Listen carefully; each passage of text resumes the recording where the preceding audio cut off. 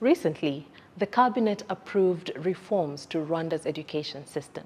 Now, in today's conversation, we're going to look at the main challenges affecting Rwanda's education system, as well as how these reforms intend to bring in solutions. I am your host, Tessie Cavan, and I am privileged to host the Minister of Education, Honorable Joseph Nsengimana.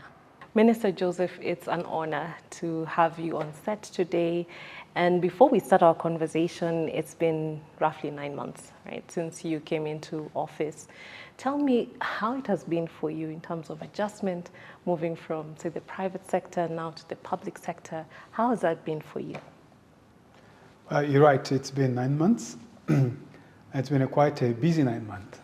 I think the public sector in Rwanda is a bit different than your typical public sector. Ordinarily, public sector means slower than the private sector. But it's been my experience that the public sector in Rwanda moves at a relatively high speed. So it's actually very refreshing to see. That said, it's been rather busy the last 9 months. Busy learning, busy adjusting, busy understanding what the challenges are within the education system, and busy working with the colleagues within the education sector to try to address those challenges. Yeah. It's interesting you mentioned the word challenges, so then let's dive into that.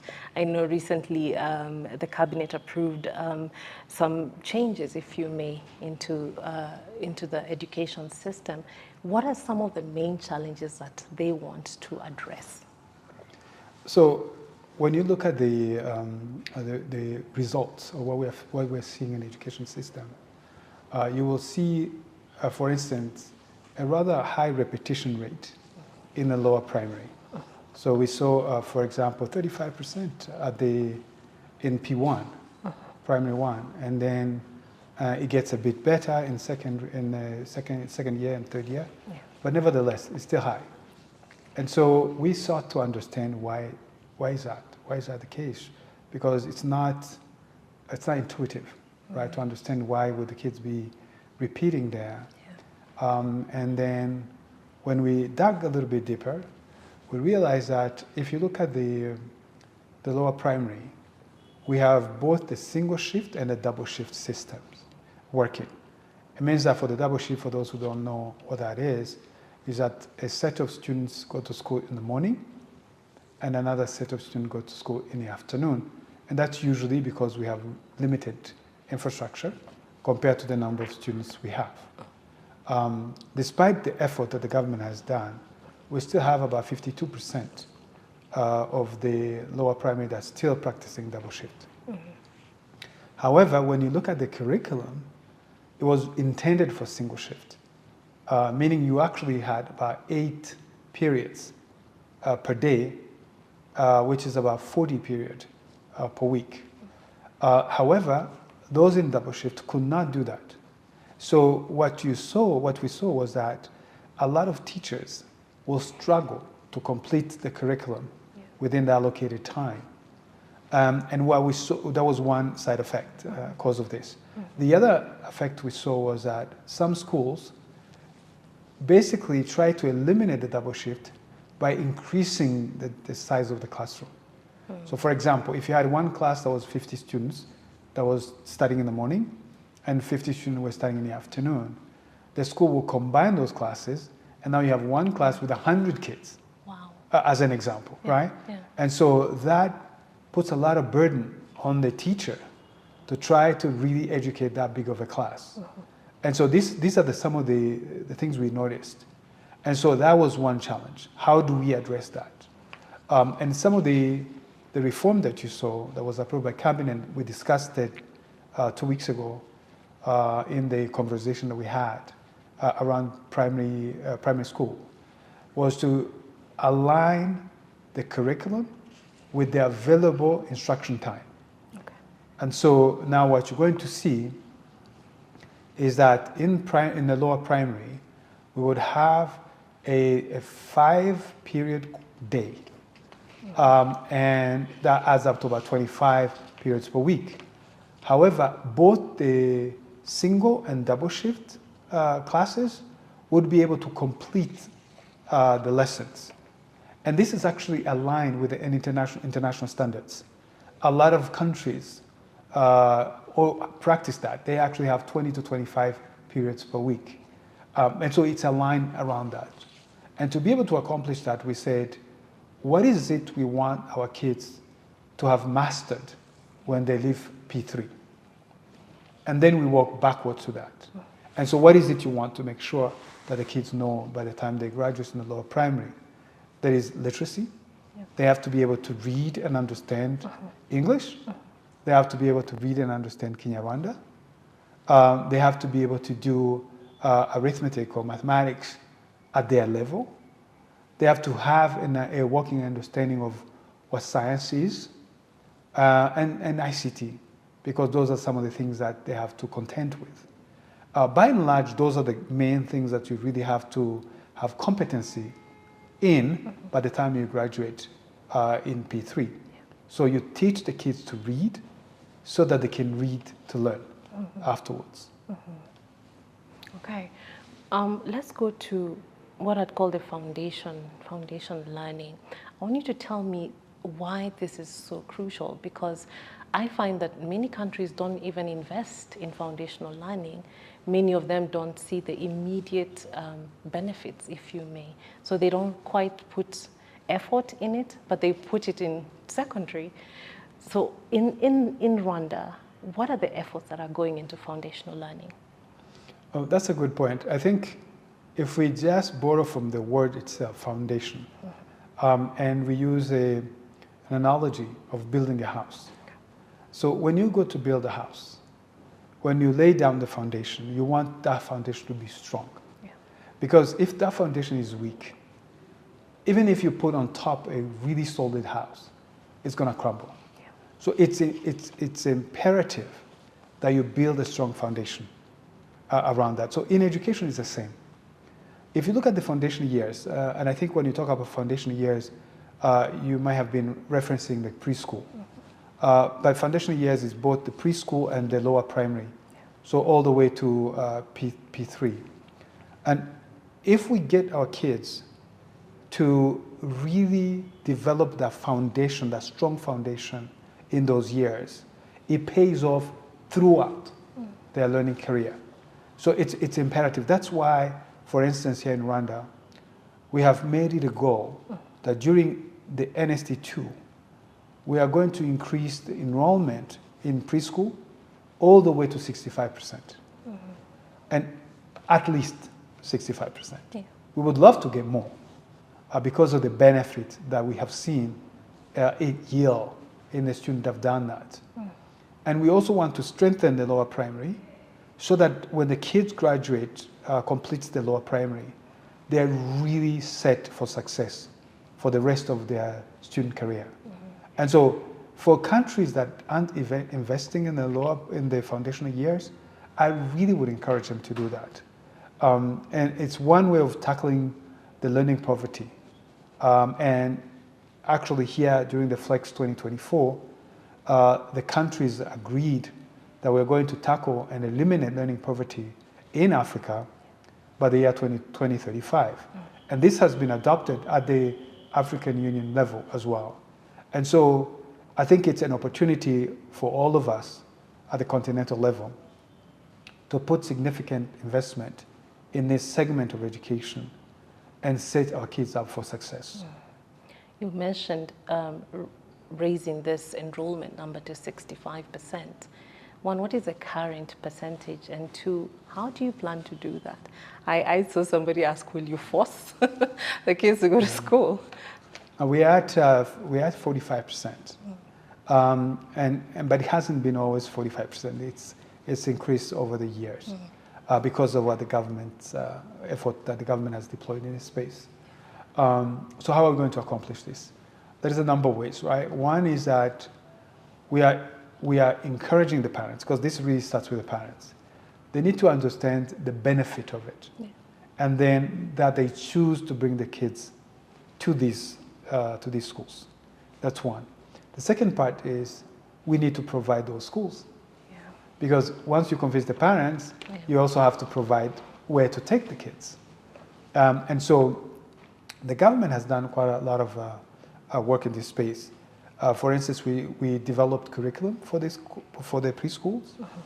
And once we formalize the preschool, the government will give you teachers, like teachers that are paid by the government, to be able to, again, expand, increase access to preschool. So there's a lot of effort and a lot of investment that the government is making to ensure that that happens. However, we would actually like to see that this effort goes even early years. We are talking about 3 to 5 with an emphasis on 5 because that's the preschool, like the year before you start school. But even we've seen a benefit even in the early years, 2, 3, 4.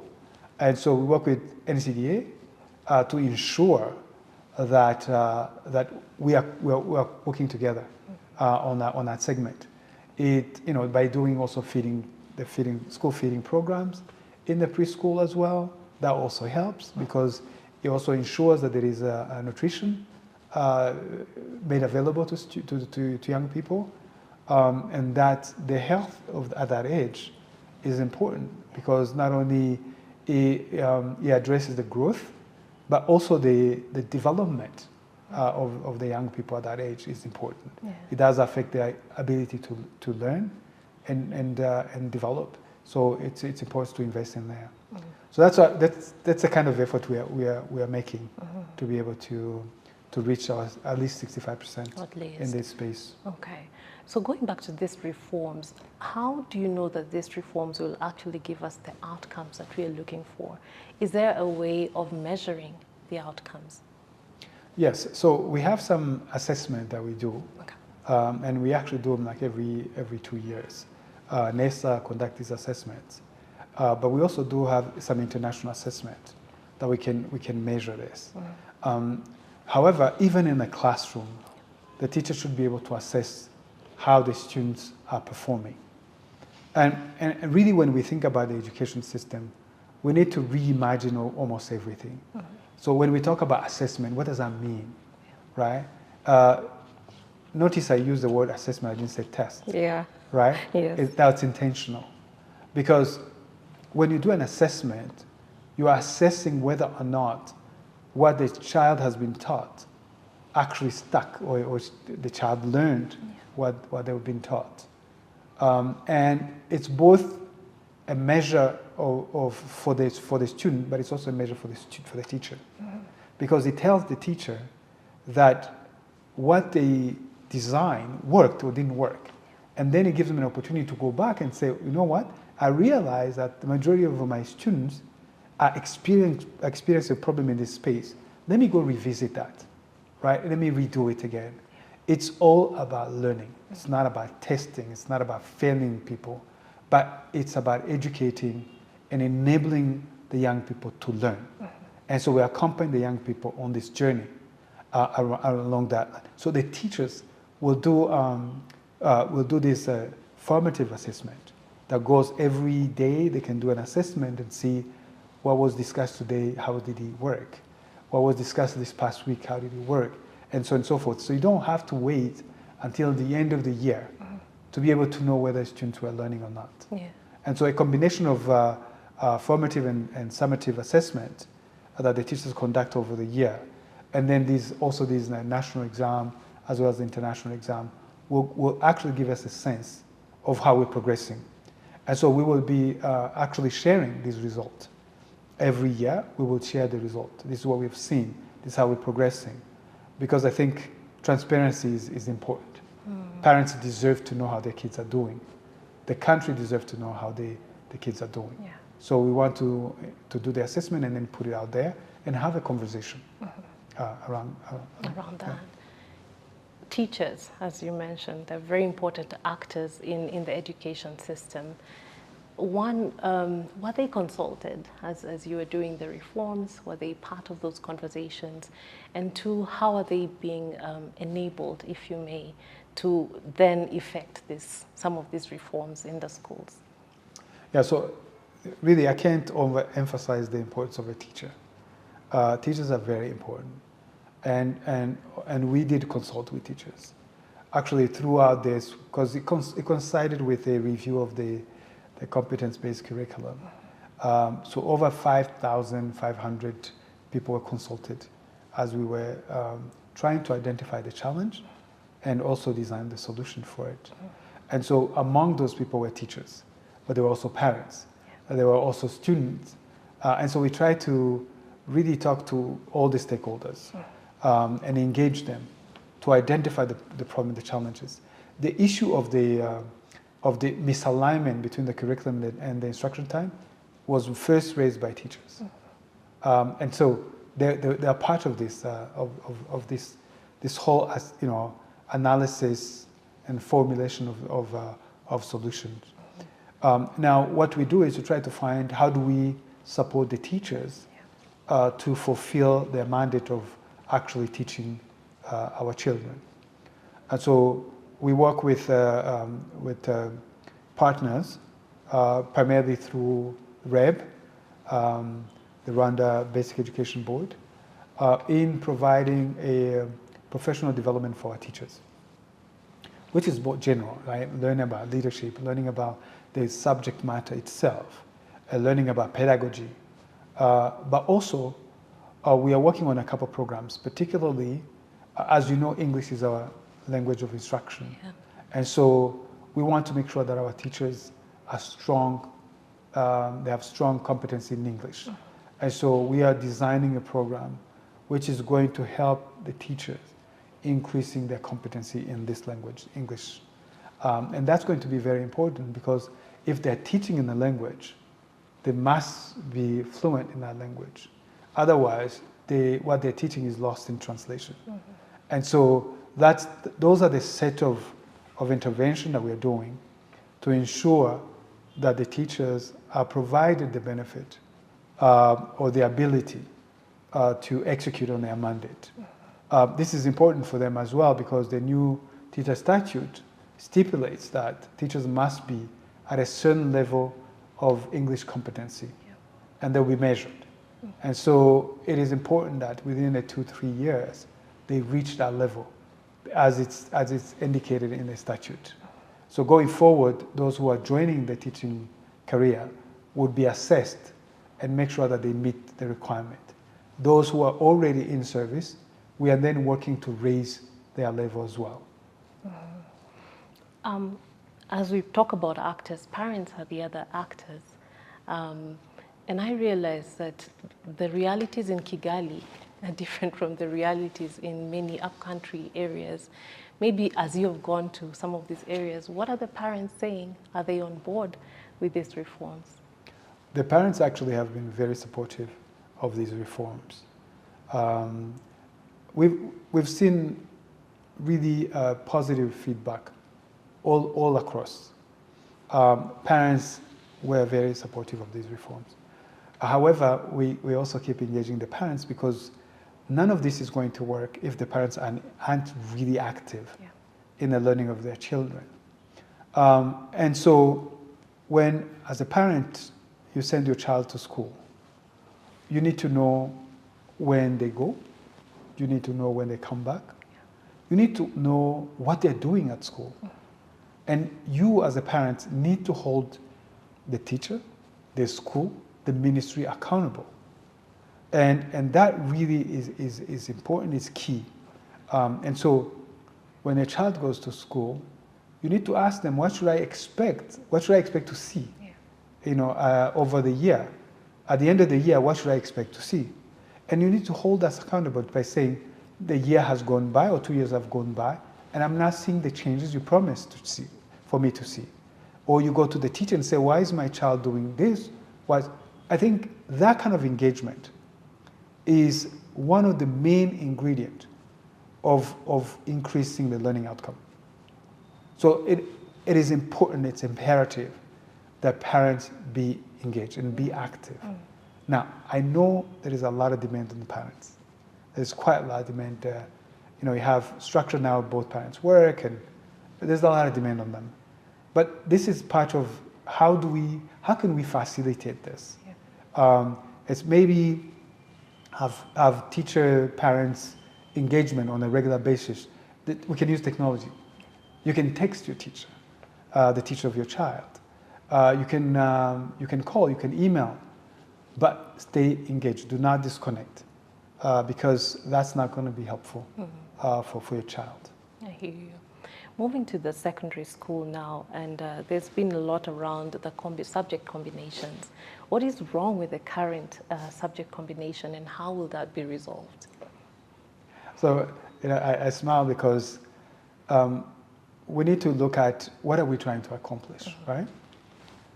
If you look at the students who are graduating from secondary education, let me first say that within our secondary education in Rwanda, we have really 3 branches, if I can call it that. We have the general education, we have professional education, and then we have TVET or TSS. And so if you look at the TVET, we have specific areas that we focus on: construction, tourism and hospitality, manufacturing, and so on and so forth. These provide our young people an opportunity to get hands-on, industry, work-ready kind of skills. And they're able to move directly from the school into work and perform, right? And also still create some flexibility for them should they choose to continue their studies in either Rwanda Polytechnics or any other university they choose to do their studies in. For professional education, we have accounting, and then we have School of Nurses. So they have nurses that are being formed at the A2 level in this space. And so they can directly go to the field as well. And then we have the general education, which had this combination you were talking about. We had 10 combinations. 10. And these are 3 course-based combinations. And because of that, you tend to have over-specialized children when they graduate. Over-specialized and yet not enough knowledge in those particular fields. A jack of all trades? Pretty much, right? A master of none. Yeah. And then what you find out is, like, in some of these combinations, literally there are things they don't study. They don't study mathematics, for example. And you stop, your last course of mathematics is in the O level. And that's just not the kind of reality you're going to face around that. So we wanted to make sure that, first of all, we provide our kids an opportunity, a way to expand their horizon, a way that is consistent with the curriculum-based philosophy. That's the curriculum we're using in Rwanda. And it does recommend learning pathways, rather than combination. And these learning pathways are broad areas of studies. So we landed on 3 learning pathways: mathematics and sciences, arts and humanities, and languages. And in addition to those 3, there are courses that no matter what you take, you still are going to take. Mathematics, you're going to do math even if you do languages, right? Of course, the math that you do in languages is not the same math as you do in the mathematics and sciences. It's different levels. But nevertheless, you're going to do mathematics. You're going to do ICT, no matter what you take. You are going to do entrepreneurship, right? You're going to do sport. Of course, you're going to do some general studies. There were some general studies you can pretty much cover any of the areas you didn't cover. And you're going to do English, the language, English as a language.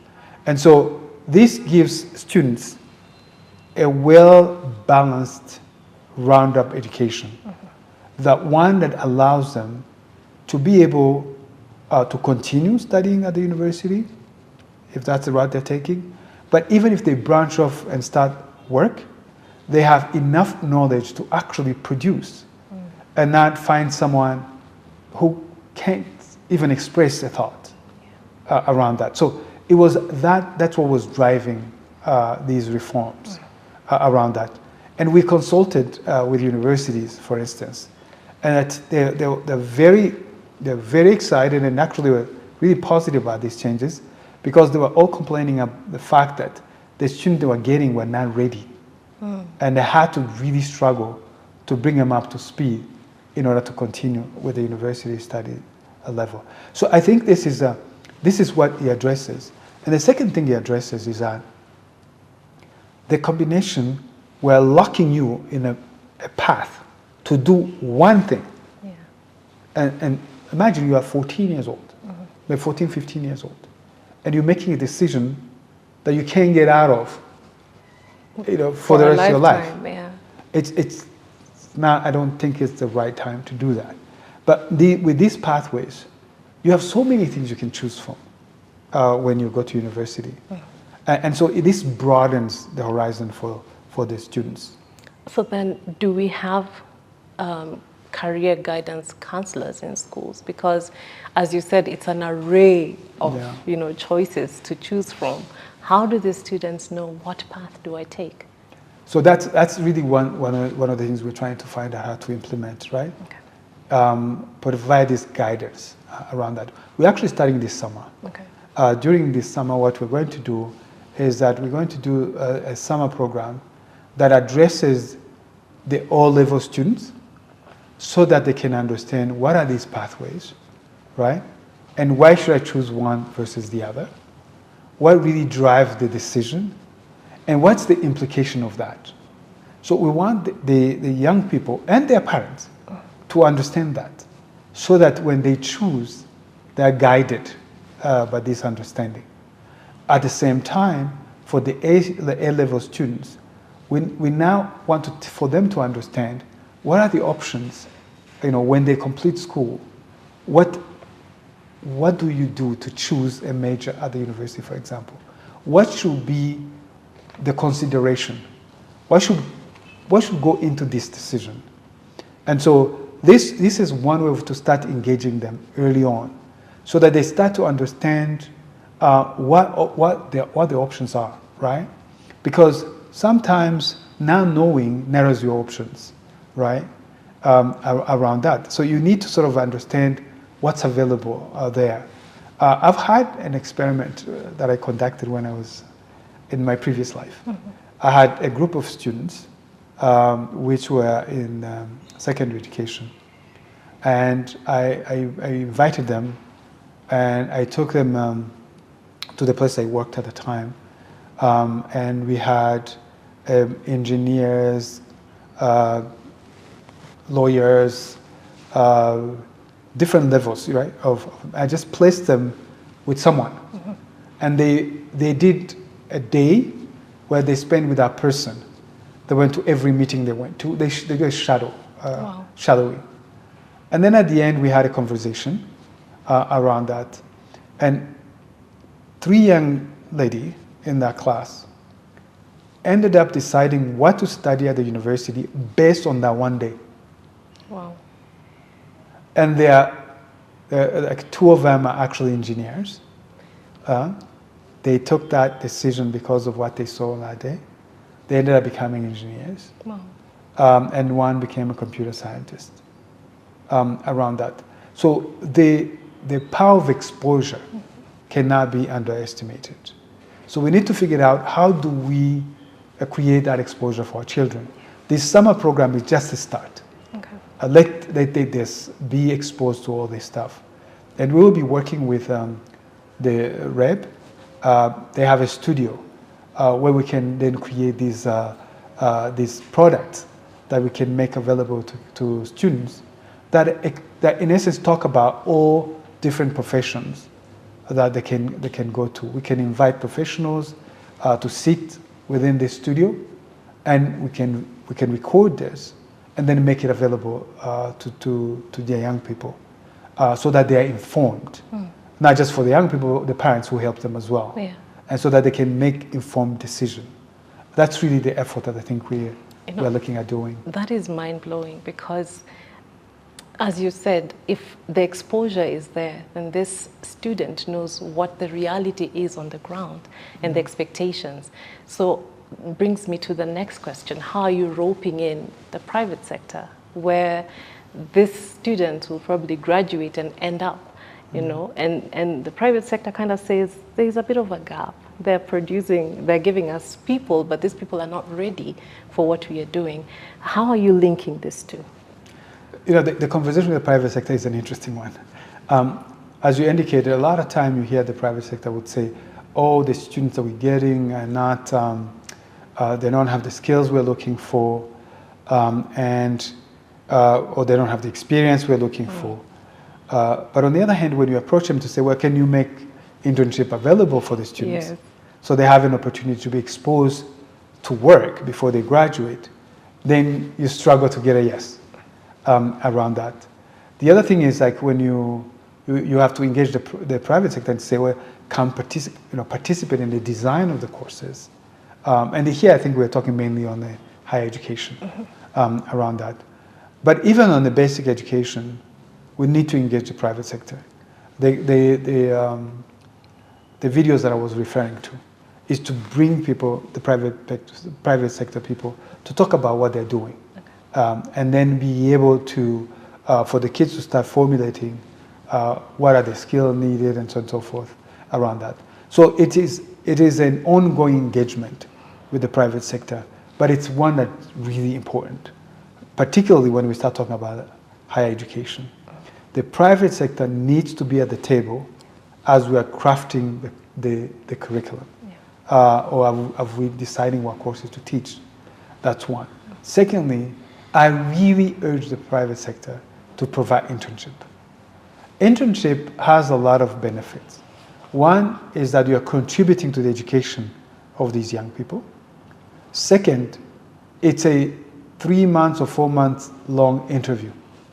You see the student, you see what they're capable of, you see how fast they can learn, and that's your future employee, right? You get to actually see the product before you buy, in essence. Yeah. And so it is an opportunity for them as well.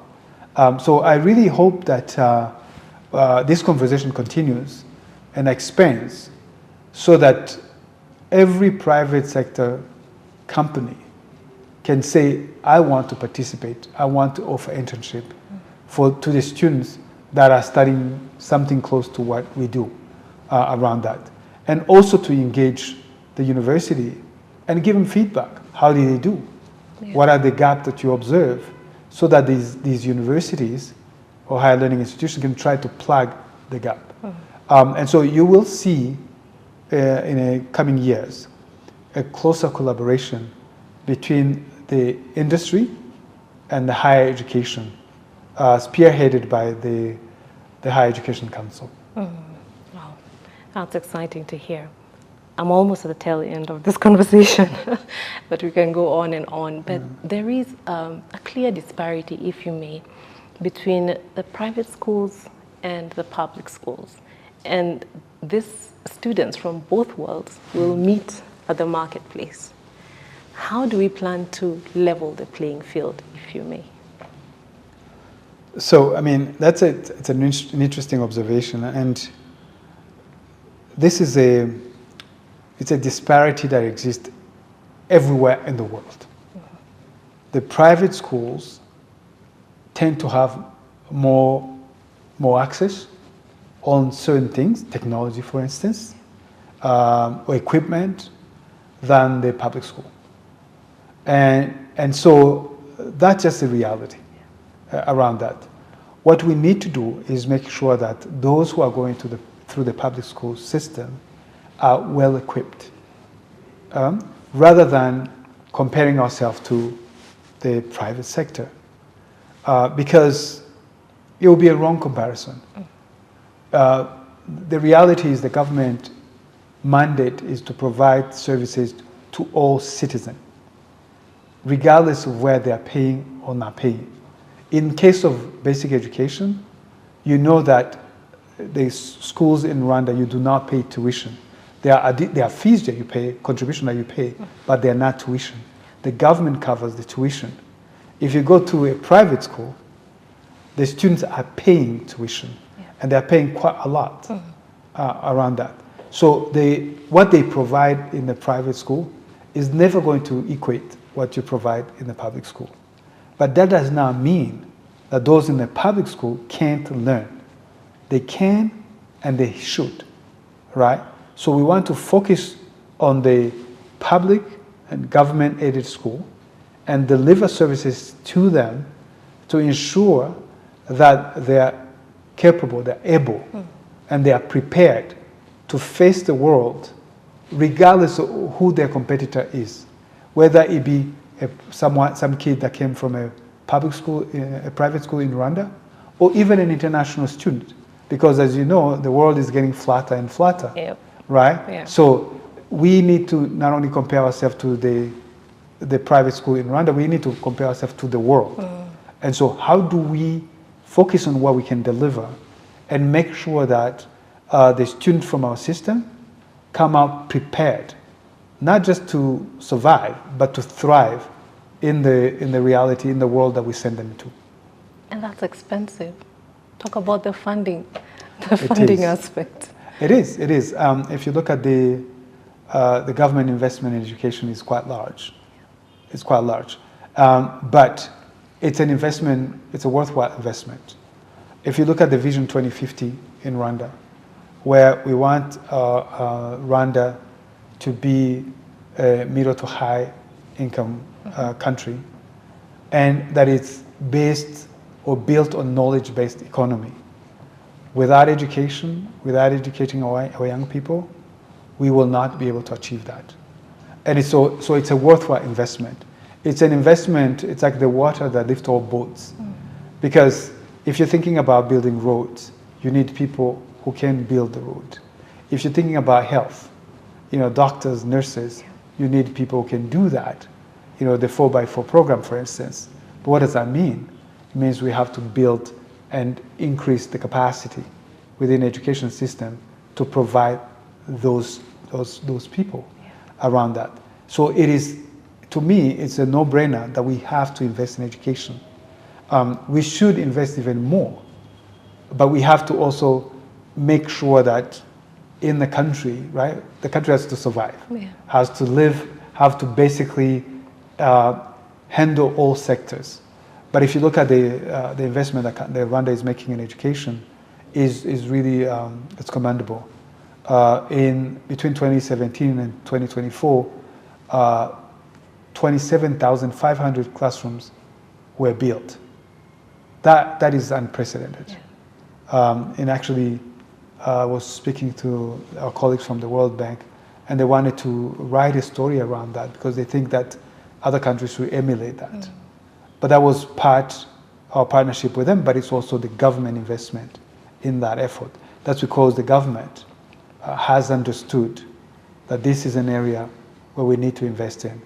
And the government has done incredible job in investing this, actually for the last 30 years. Because one of the things that actually goes unnoticed is the fact that all the students, all the kids in Rwanda right now can access education. They can go to primary school, they can go to secondary school. All of them. All of them. This is not the case in most countries, right? It's not the case.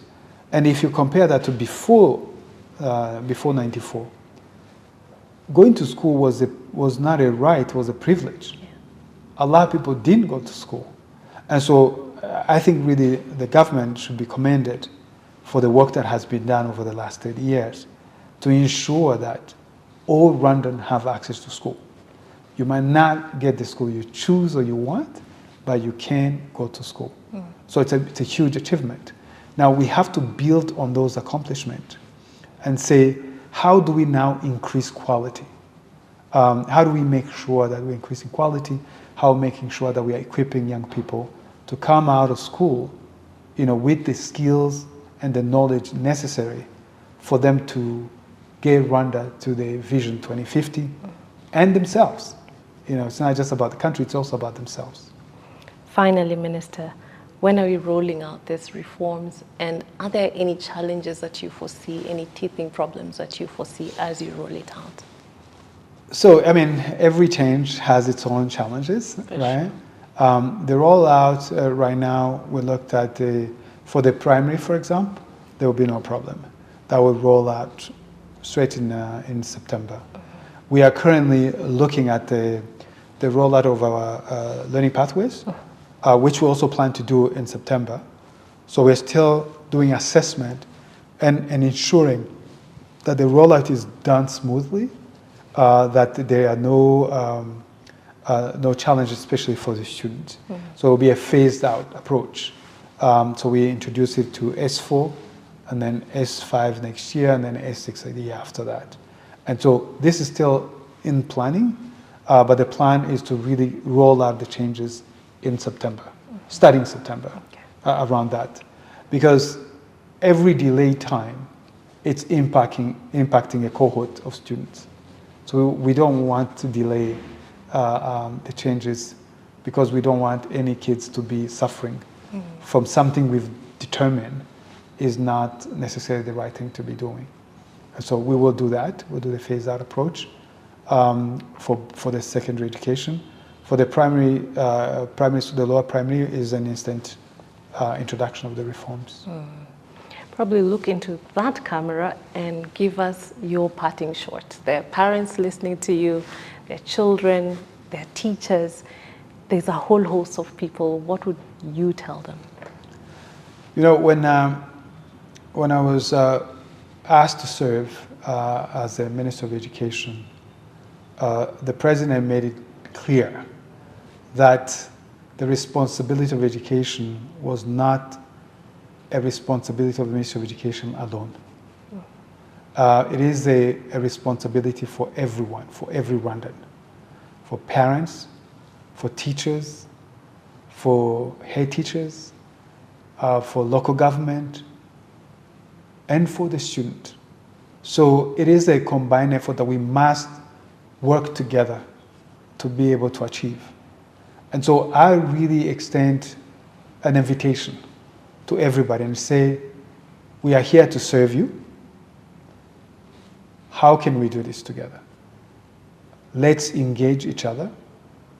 Let's all work together and make school a base or an engine for transformation, not only for our children's life, but that of our country and that of our continent. Thank you. Honorable Minister, I am grateful. Thank you so much. Thank you very much. Thank you, sir.